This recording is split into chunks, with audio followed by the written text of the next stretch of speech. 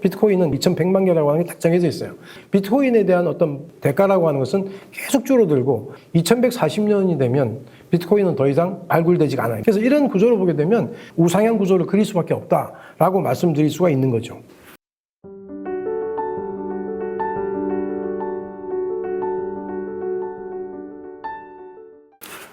안녕하십니까, 오문성입니다.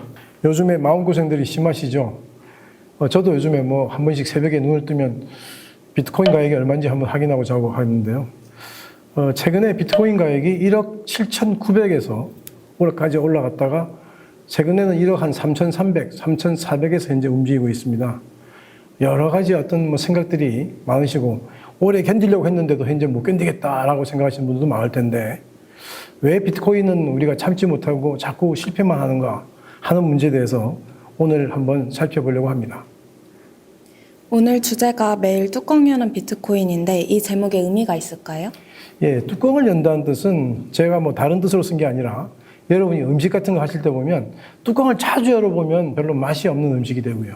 그 다음에 우리가 고기 구울 때도 자꾸 뒤집기 시작하면 고기가 맛이 없어지는 것처럼 이 뚜껑을 연다고 하는 뜻은 우리가 비트코인에 대한 시세를 매일 그냥 몇 시간 체크를 해가지고 보고 있는 거죠. 그러다 보면 마음이 이게 불안해집니다. 확 빠질 때 아주 무섭게 빠지거든요. 그러다 보니까 자기도 모르게 매도에 손을 누르게 되는 거죠. 그래서 제가 뚜껑을 자주 여는 뜻은 시세를 계속적으로 관찰한다고 하는 뜻으로 제가 쓴 얘기입니다. 왜 지금 이 이야기를 해야 한다고 보십니까? 제가 지금 서론에서 잠깐 말씀을 드렸다시피 최근에 비트코인 가격이 한 몇 달 전까지만 해도 한 1억 5천에서 6천을 왔다 갔다 하면서 굉장히 안정적인 모습을 보이고 있었습니다.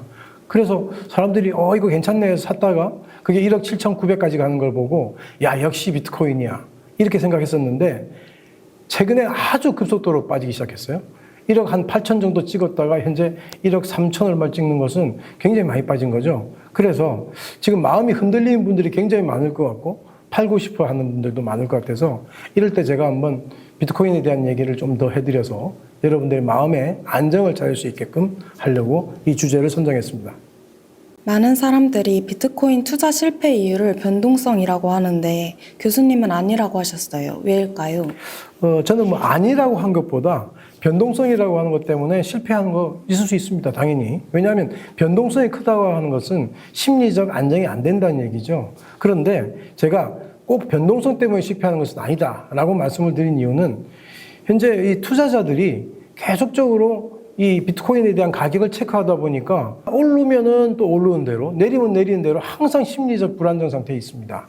그런데 비트코인 여러분이 빠질 때 보시면 정말 무섭게 빠지거든요. 무섭게 빠지기 때문에 이때 안 팔면 큰일 날 것 같다라는 생각이 부쩍 들어요.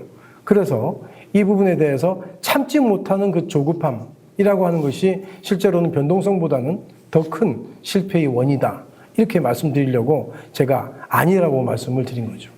조급함이 왜 그렇게 위험할까요? 조급함이 위험한 이유는 저는 여러분들한테 보통 부동산하고 비트코인을 많이 제가 비교를 해드리는데요. 부동산 가격이 잘 안 떨어진 이유도 뭐 떨어지긴 하죠. 단기적으로는. 하지만 장기적으로 볼 때는 계속적인 우상향, 좋은 부동산의 특징입니다.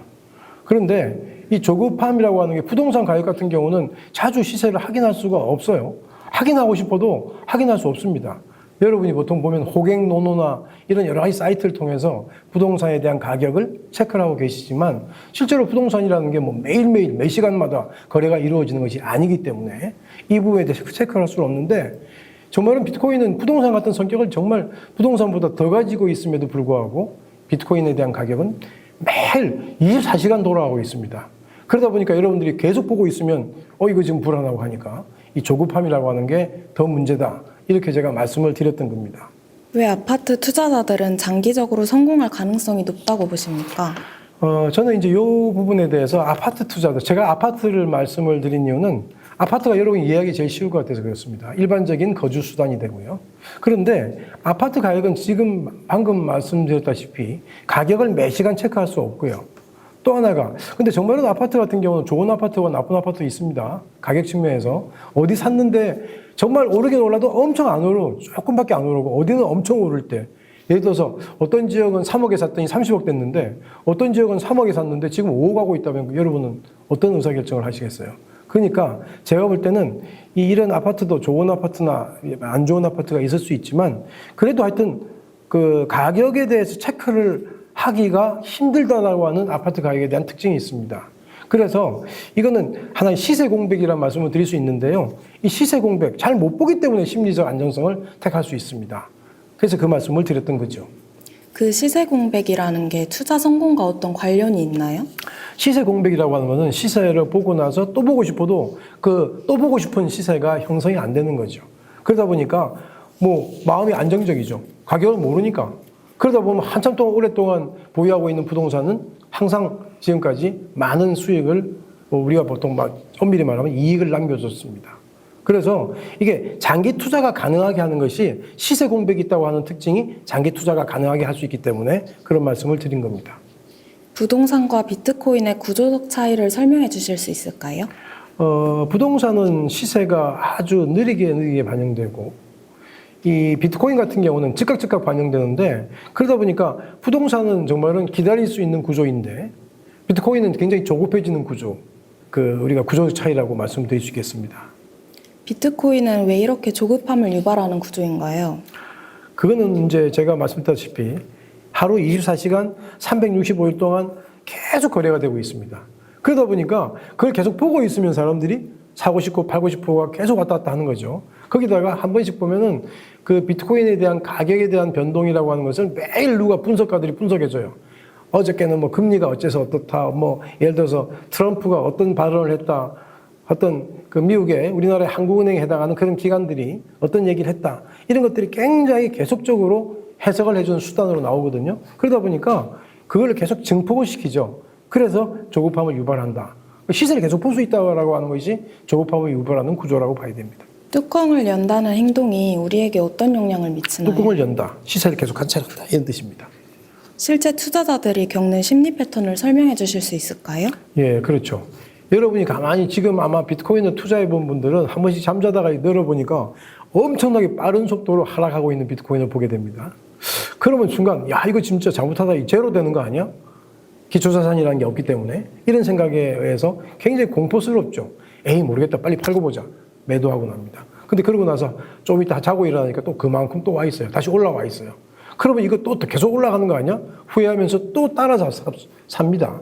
이런 그 행동들이 반복이 되면 결국은 거기서 이익을 챙길 수가 없는 거죠. 계속적인 손해만 보는 것이죠. 베나르치 세일러 연구가 왜 중요하다고 생각하실까요? 이 베너리츠와 세일러 연구는 여러분이 왜 이 생뚱맞은 뭐 연구가 나오냐 하는데 이거는 여러분들이 뭐 여기에 대해서 특별히 찾아보실 필요는 없고요. 이 베너리츠와 세일러라고 하는 두 학자가 연구한 결과인데 시세를 자주 볼수록 사람들이 공포심이 더 커진다라고 하는 그런 연구입니다. 그래서 시세를 자꾸 쳐다보다 보니까 겁이 나니까 또 팔게 된다. 그러니까 시세를 좀 쳐다보지 마라.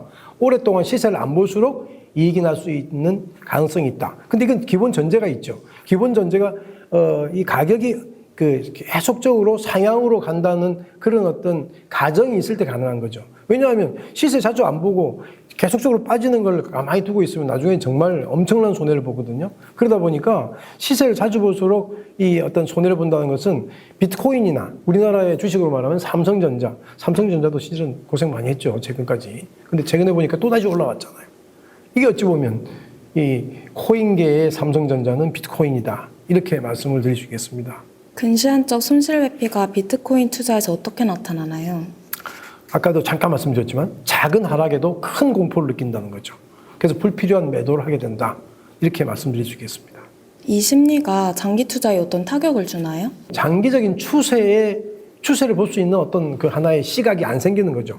왜냐하면 자꾸 이제 가까이서 보면은 이 어떤 단기적인 시각으로만 보게 되면 빠질 때 겁나고 하니까요. 그래서 장기적인 상승 추세를 보기 위해서는 뚜껑을 안 열어야 됩니다, 일단. 교수님은 비트코인 가격이 우상향 구조라고 말씀하셨는데 이유가 있을까요?